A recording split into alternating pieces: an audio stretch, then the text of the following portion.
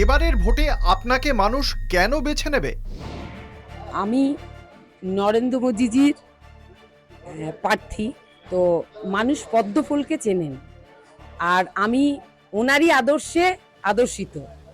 তাই জনগণ পদ্মে বিশ্বাসী এবং পদ্মকে চায়। তাই আমার মনে হয় জনগণ পদ্মকেই বেছে নেবেন। অনেক উন্নয়ন চলছে, গ্রামগঞ্জে উন্নয়ন হচ্ছে।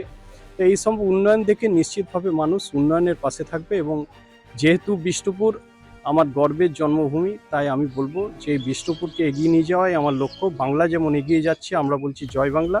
আগামী দিনে যেন বিষ্ণুপুরের আগামী প্রজন্ম থেকে সর্বস্তরের মানুষের মুখে মুখে যেন একটাই শব্দ উচ্চারিত হয়, জয় বিষ্ণুপুর, জয় বিষ্ণুপুর, জয় বিষ্ণুপুর। এসআইআর কি শাসকের পক্ষে যাবে নাকি বিরোধীদের পক্ষে যাবে?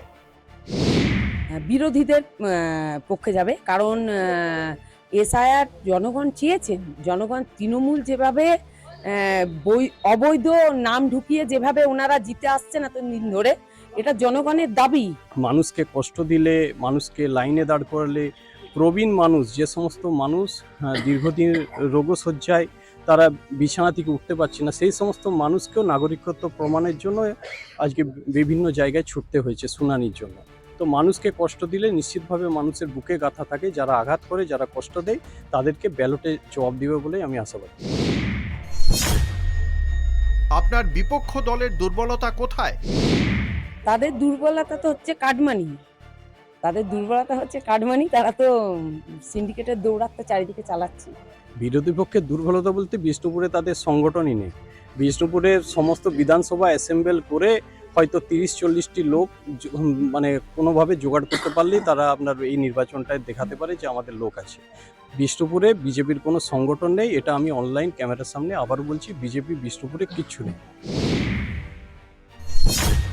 গত 5 বছরে এলাকার উন্নয়ন নিয়ে আপনি কি সন্তুষ্ট?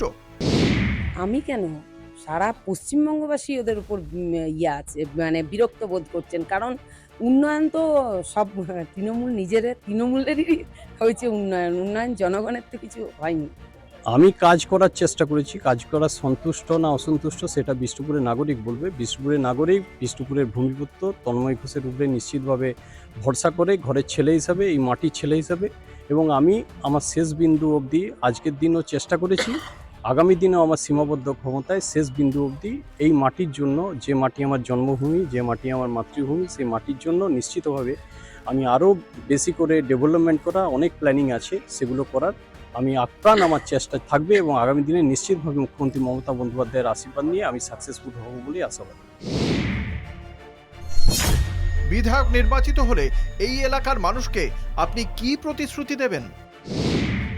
5 বছরের জন্য ভাবনা, আমি আমার মন্দির নগরী বিষ্ণুপুরকে সাজিয়ে তুলব।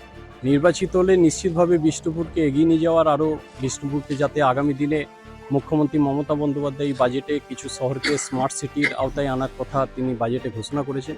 আগামী দিনে যাতে বিষ্ণুপুর শহরও আমাদের এই প্রাচীন এই মল্লভূম ঘরানার যে শহর, সঙ্গীত ঘরানার শহর, সাংস্কৃতিক সমৃদ্ধ শহর, যাতে এই স্মার্ট সিটির আওতায় আসে, তার জন্য নিশ্চিতভাবে আমার চেষ্টা থাকবে। আর আমার অঙ্গীকার উন্নততর বিষ্ণুপুর।